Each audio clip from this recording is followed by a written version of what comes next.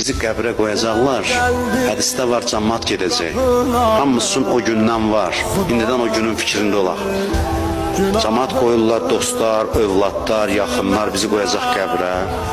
O ki dedi, sənin üçün canımı verərəm, falan elə hamısı başını aşağı salıb gedəcəklər. Ölmüş adamın ruhu baxır, görür hamısı getdi. Deyirlər ki, qışqırır dallarıca ki, məni burada tək qoyub hara gedirsiniz?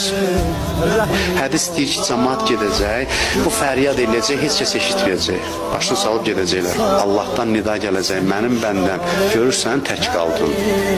Görürsən, necə vəfasızdılar. Vəfasız o mənə yox ki, pisdirlər, başqa bir şey eləyə bilmirlər. Zatən vəfasızdılar yəni. Görsən, getdilər. Kim qaldı? Bir sən qaldın, bir mən. Mən də həyəcanlanacaq. Allah deyəcək, amma narahat olma. Səni elə nəvaziş eləyəcəm. Səni elə sığal çəkəcəm ki, aləmi heyrətə gətirib.